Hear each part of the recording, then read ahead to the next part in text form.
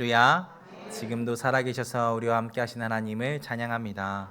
오늘도 치열한 삶의 현장 가운데서 살아가시다가 주일을 맞아 말씀 앞에 또 하나님 앞에 드린 예배 앞에 나오신 사랑하는 성도님들을 환영하고 축복합니다.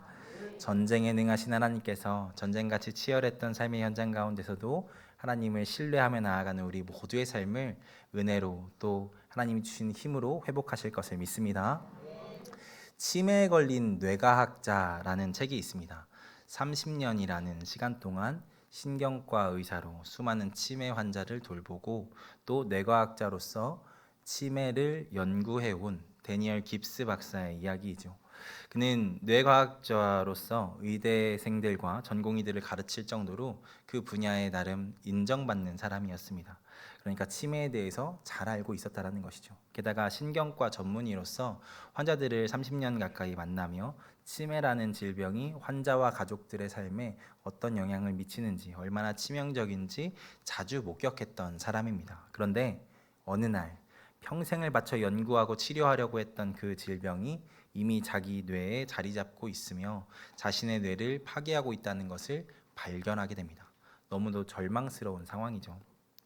처음 치매 진단을 받았을 때 그가 느꼈던 당혹감과 절망감은 이루 말할 수 없었습니다. 그래서 자신에게 펼쳐진 그 미래를 그는 두렵고 미끄러운 내리막길이라고 느껴졌다라고 이야기를 합니다. 그래서 한때는 공황을 느끼기도 했다라고 하죠. 하지만 깁스 박사는 그 일로 주저앉지 않습니다. 자신에게 찾아온 익숙하기에 더 두려운 치매라는 질병 앞에 결코 도망치지 않습니다.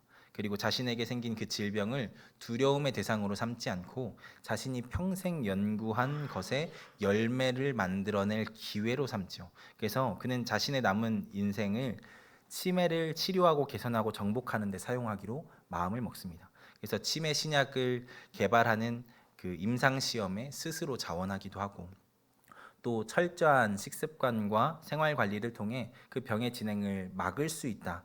더 진척되는 것을 늦출 수 있다라는 것을 자기 삶으로 증명하기도 합니다. 그리고 결정적으로 자신이 그 투병하는 사실들을 책을 통해서 공개함을 통해서 치매를 경험하고 있는 그 환자분이나 아니면 그와 함께하고 있는 그 가족들에게 희망을 전달하려고 하죠. 그렇게 그는 자신의 환자로서의 삶을 그의 표현대로 더 큰 싸움, 더 선한 목적을 위한 계기로 삼습니다. 자신에게 닥친 질병을 그저 개인의 비극으로 끝내지 않고 미래 세대를 위한 질병과 싸우는 사명의 삶으로 승화시킨 것이죠. 우리가 살아가며 잘 준비되고 있다고 또 대비가 잘 되어 있다고 생각했지만 그것을 넘어서는 일들을 만나게 될 때가 있습니다. 뇌과학자였던 깁슨 박사가 그 질병에 걸렸던 것처럼 말이죠. 그런 상황 속에서 이런 말을 우리가 종종 하곤 하죠. 인생은 실전이다 라고 말입니다. 이론은 빠삭하게 알고 있고 대비를 잘 해도 생각지도 못한 상황들이 일어나는 것이 현실이라는 것입니다. 누군가는 그 실전인 세상이라는 거대한 벽 앞에 좌절하기도 하지요. 하지만 또 다른 누군가는 그 상황을 기회로 만들고 역전의 상황으로 만들곤 합니다. 바라기는 우리가 그 역전을 만드는 자들이 되기를 소망합니다. 우리의 인생에 주어지는 수많은 실전이라 불리는 상황 속에서 승리를 경험하게 되는 우리가 되기를 소망합니다.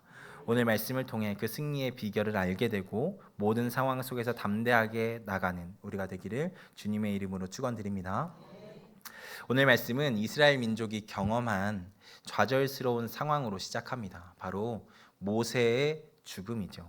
여호와의 종 모세가 죽었다라는 것으로 말씀이 시작되지 않습니까? 모세가 누구입니까? 모세는 하나님과 이스라엘 백성들을 연결하던 중보자였습니다. 또 이스라엘 민족의 영도자로 세워졌던 사람이죠. 애굽의 바로 앞에 하나님의 뜻을 전했던 사람. 그래서 결국에는 출애굽의 가장 선봉에 섰던 사람이 모세이죠. 그리고 하나님께서 이스라엘 백성들에게 율법을 허락하셨을 때 그 시내산에 홀로 올라서 하나님을 대면하고 그 가운데 말씀을 받았던 사람이 모세이지 않습니까? 이스라엘 백성이 보기에 모세는 엄청난 존재였을 것입니다. 심지어 하나님께서 홍해를 가르고 만나와 메추라기를 내리고 반석에서 물이 내리게 하는 그 모든 사건 속에 모세를 사용하시잖아요. 모세가 지팡이를 내밀 때 홍해가 갈라졌습니다. 모세가 이야기하니까 만나와 메추라기가 내립니다. 모세가 지팡이로 반석을 치니까 그 반석에서 물이 났습니다. 그러니까 물론 모든 일들이 된 것이 하나님의 능력으로 된 것이지만 이스라엘 백성들의 눈으로 보기에는 모세라는 존재가 특별하게 느껴질 수밖에 없었다라는 것입니다. 어쩌면 하나님 다음으로 중요한 존재, 없어서는 안 될 존재, 그런 존재로 모세를 인식하고 있었을 수 있다는 것입니다. 그런데 그 모세가 여호수아서를 시작하면서부터 죽습니다. 그러니까 오늘 말씀은 시작부터 좌절스러운 상황으로 시작하고 있는 것이죠. 근데 그런 절망적인 상황 속에서 하나님께서 무엇을 명령하십니까? 요단을 건너가라고 말씀하십니다. 요단을 건너가라는 것이 무슨 말이겠습니까? 가나안 정복 전쟁을 시작하라는 것입니다. 이제 막 리더를 잃은 공동체에게 엄청난 숙제가 주어진 것입니다. 저는 말씀을 처음에 묵상하면서 모세가 죽은 지 조금 시간이 지난 후의 말씀인 줄 알았습니다. 그런데 본문을 잘 살펴보니까 요단을 건너라고 말씀하시면서 그 앞에 모세가 죽었으니라고 하나님께서 말씀을 덧붙이시죠. 이것을 볼 때 죽자마자 거의 바로 이 명령을 하셨겠다라는 생각이 들었습니다. 아니, 그런 엄청난 사명을 주실 거였으면 이 전쟁을 좀 끝내고 모세를 데려가셨어야 하는 것 아닙니까? 근데 2절에서의 하나님은 마치 모세가 죽기만을 기다렸다가 전쟁을 하라고 말씀하시는 것만 같습니다. 전쟁이 무슨 애들 장난도 아니고 잘 준비하고 싸워도 어떻게 될지 모르는 상황에 리더가 바뀌는 엄청난 요인을 가지고 전쟁을 치르라는 것은 너무나도 무모한 것이잖아요.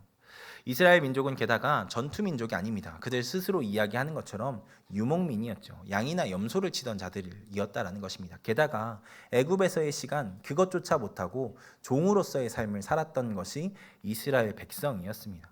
그런 그들에게 변변한 무기나 좀 있었겠습니까? 물론 광야에서도 전쟁을 치렀기에 어느 정도의 무기는 가지고 있었을지 모르지만 가나안에서의 전쟁은 차원이 다른 전쟁입니다. 거기에서는 공성전을 해야 하는 상황이었습니다. 들판에서 싸우는 정도가 아니라 성 안에 있는 적들과 싸워야 하는 상황이었다는 것이죠. 이것은 뭐 해보나 마나한 싸움이지 않겠습니까? 사람들의 생각에서 말입니다. 40년 전 12정탐꾼이 들어가서 본 가나안 땅은 어떤 땅이었습니까? 정탐꾼들은 그 땅을 거류민들을 삼키는 땅이라고 고백했습니다.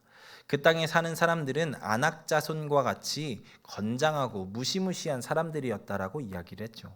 그 사람들이 40년이 지났다고 키가 줄었겠습니까? 몸무게가 줄었겠습니까? 그대로 있었을 것이라는 것이죠. 그런데 그에 비해 이스라엘 민족은 메뚜기같이 약해 보이는 사람들이었습니다. 그런데 지금 그 가나안 땅에 들어간다. 여러분, 그것은 자살행위나 마찬가지인 것입니다. 안 그래도 어렵고 위험한데 모세가 죽은 상황까지 경험한 그들이 완수하기에는 너무나도 어려운 명령이었다는 것이죠. 그런데 그럼에도 하나님은 그 실전의 현장으로 이스라엘 민족과 새로운 리더 여호수아를 밀어넣고 계십니다. 그 전쟁의 한복판으로 가라고 말씀하시죠. 사실 우리의 삶에 그런 순간들이 있지요. 어려움이 몰아치는 순간들 말입니다. 무언가 많이 불안하고 미래를 확신할 수 없을 것만 같은 순간들 말이죠. 요즘에 계속해서 구역 대신방을 진행하고 있죠. 지난주에 오늘 식사 당번이신 6구역 신방을 좀 진행했습니다. 6구역 구성원들을 보시면 아시겠지만 다들 젊은 엄마들입니다. 은혜 목장과 사랑 목장에 속해 있는 분들이죠. 그래서 애들도 그 옆에 같이 잔뜩 있었습니다. 이렇게 신방을 마치고 토요일 신방이었어서 주일 설교를 준비하려고 방에 들어가려고 하는데 한 아이가, 누구라고 밝히진 않겠습니다, 한 아이가 저한테 이렇게 물어보더라고요. 목사님, 새로 담임 목사님 되니까 어때요? 기분이 어때요? 라고 물어보시더라고요. 제가 그 질문을 받고 너무 당황해서 대답을 못하고 한참 웃다가 그 친구한테 되물었습니다. 어떨 것 같은데? 뭐라고 대답했을 것 같으세요? 아, 땡입니다. 부담스러울 것 같아요. 라고 하더라고요. 제가 그 질문을 받고 방에 들어가서 곰곰이 생각해 보는데, 사실 저는 너무 감사하고 또 물론 안 힘들다고 하면 거짓말이지만 기쁘게 사역하고 있거든요. 성도님들께서 기도해 주시고 함께 해 주시고 또 힘 주셔가지고 너무 기쁘게 감사하게 감당하고 있습니다. 그런데 제가 아직 많이 부족해서 우리 성도님들을 불안하게 하고 있는 것은 아닐까라는 생각이 문득 그 아이의 대답을 듣는데 들더라고요. 여러분, 왜 아니겠습니까? 우리 너무 훌륭하셨던 우리 김용호 목사님께서 지난주에 잊어달라고 하셨지만 어찌 있겠습니까? 그렇게 훌륭하게 23년간의 사역을 잘 감당하셨는데요. 그 뒤에 경험도 많이 없는 목사가 세워졌으니 불안하실 수 있겠죠. 저도 많이 부담이 되는 것 같긴 합니다. 너무 멋지게 사역하신 분 뒤에 너무 멋진 사역의 여정을 감당했던 교회의 중요한 역할을 감당한다는 것이 물론 저에게도 부담이죠. 그런데 여러분, 오늘 말씀을 잘 보시면 사람들은 너무 불안해할 만한 그 상황 속에 하나님께서는 너무나도 평안하게 태연하게 엄청난 일들을 말씀하시는 것을 볼 수 있습니다. 오늘 말씀에서 하나님은 그 땅을 갈 것을 명령하시는 것과 함께 순종한 그들이 밟는 땅을 그들에게 주시겠다라고 말씀하십니다.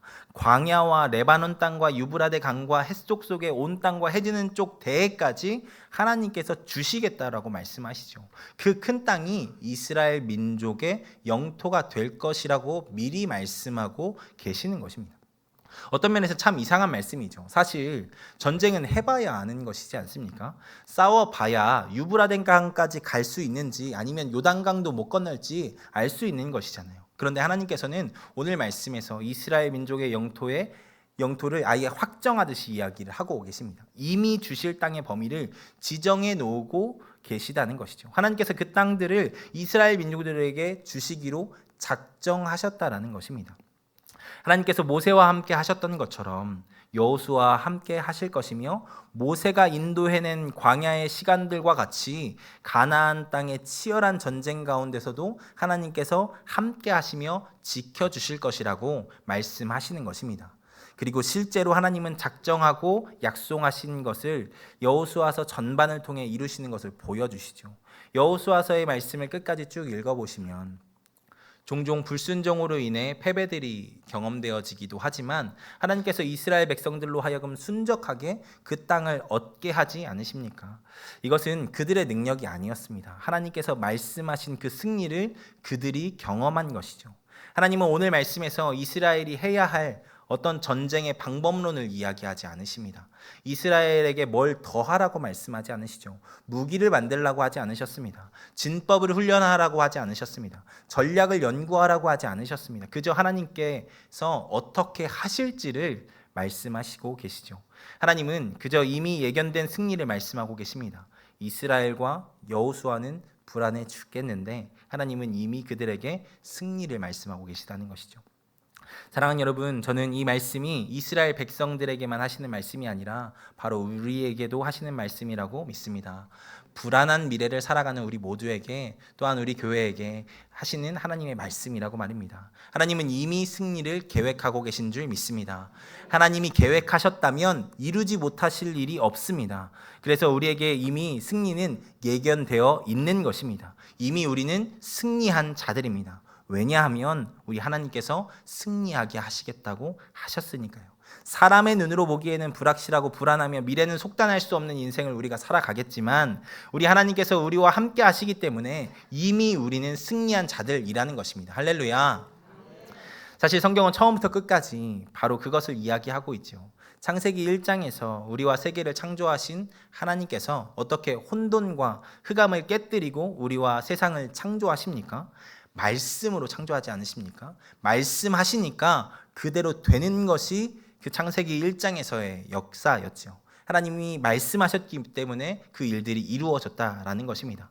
애굽에서 종살이하던 이스라엘 백성이 어떻게 오늘 말씀의 요단 동편에 이를 수 있었습니까? 이스라엘 백성이 대단해서가 아닙니다. 그들이 준비를 잘해서가 아닙니다. 그들의 능력이 출중해서도 아닙니다. 하나님께서 그들의 고통의 소리를 들으셨고 아브라함과 하셨던 그 약속을 기억하심으로 그렇게 전적인 하나님의 작정과 은혜로 이스라엘 백성들을 출애굽시키셨죠. 하나님께서 그들에게 승리를 주셨다는 것입니다. 하나님께서 역사하셨다는 것이죠. 하나만 더 이야기해 볼까요? 우리 오늘을 사는 우리, 더러운 죄인된 우리가 어떻게 구원을 받았습니까? 우리가 어떤 대단한 업적을 쌓아서 구원받습니까?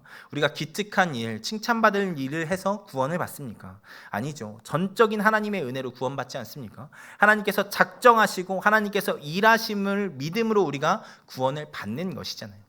우리는 전적인 하나님의 은혜로 구원받은 자들입니다. 그런 우리의 삶의 성패도 어디에 달려있냐면 하나님께 달려있는 줄 믿으시기 바랍니다.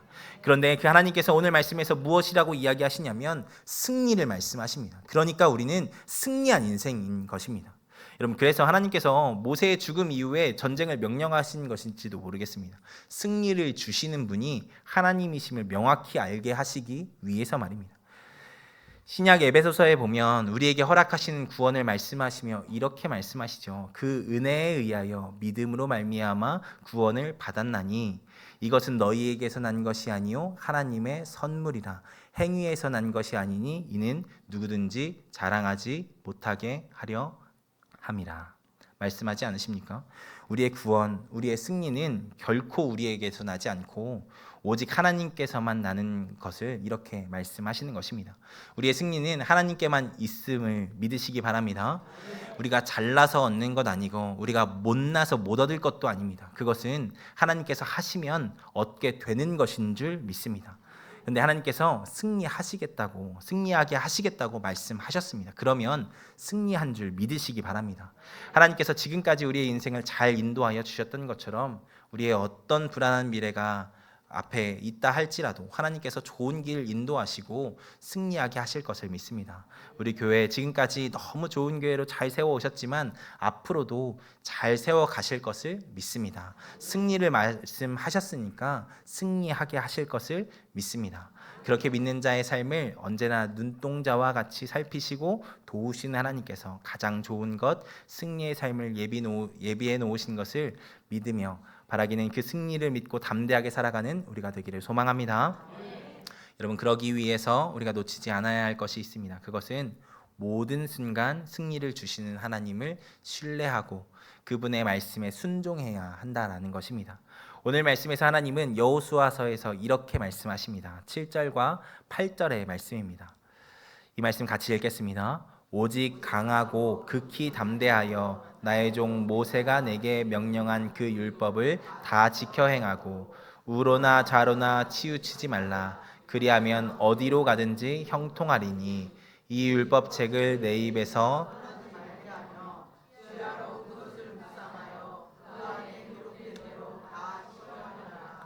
그리하면 내 길이 형통하게 될 것이며 형통하리라. 아멘. 여기서 하나님은 다른 건 말씀하지 않으십니다. 오직 여호와의 율법을 다 지켜 행하며 좌로나 우로나 치우치지 말고 그 율법책의 말씀이 내 입에서 떠나지 않게 하라고 말씀하시죠. 전쟁을 대비해 전략 전술을 익히라고 말씀하지 않으십니다. 체력 단련하라고 말씀하지 않으십니다. 식량을 많이 비축해 두라고 하지도 않으십니다. 무엇을 이야기하십니까? 그들의 삶에서 하나님의 말씀을 기억하는 것, 그 말씀 가운데 행하는 것, 그 말씀을 항상 기억하며 살아가는 것, 그렇게 하나님과 동행하는 삶을 말씀하시는 것입니다. 그런 삶을 살 때 하나님께서 어떻게 하시겠다고 말씀하십니까? 형통하게 하시겠다고 말씀하십니다. 내 길이 평탄할 것이라고 말씀하십니다. 하나님께서 승리를 주시겠다고 말씀하십니다. 그러니까 여호수아와 이스라엘이 가나안 전쟁에서, 아니 그들의 모든 역사에서 가장 중요하게 붙잡아야 할 것이 무엇이었겠습니까? 바로 하나님의 말씀을 의지하는 것, 하나님과 동행하는 것이겠죠. 왜요? 그들의 승리의 비결이 하나님이시기 때문에, 그들의 승리의 능력이 하나님이시기 때문입니다. 그 본질을 놓치지 않으면 승리하게 될 것을 하나님께서 말씀하고 계시는 것이죠. 그래서 여호수아서를 보면 하나님께서 승리하게 하시되 항상 승리하게 하시는 것이 아니라 하나님을 의지하고 하나님께 순종할 때 승리하게 하시는 것을 보여주시지 않습니까? 반면 그들이 하나님을 의지하지 않을 때는, 하나님의 말씀을 듣지 않을 때는, 하나님의 말씀에 순종하지 않을 때는 처참한 패배를 경험하게 하십니다. 그 대표적인 것이 여리고성과 아이성의 전투이죠. 사실 규모로 보면 여리고성은 공격이 불가능한 난공불락의 요새였습니다. 그에 비해 아이성은 해볼 만한 작은 성이었죠. 그런데 여리고성은 전투 한 번 없이 차지하지만 아이성은 군사를 이끌고 가서도 패배하게 되지 않습니까? 그들이 하나님의 말씀을 의지하고 순종하고 하나님과 동행할 때는 아무리 어려운 전쟁일지라도 승리했지만 하나님께 순종하지 않을 때, 그렇게 하나님과 동행하지 않을 때는 작은 전투에서도 패배하죠. 그 성이 얼마나 보잘것없는 성이 되었든 처참한 패배를 경험하게 하십니다.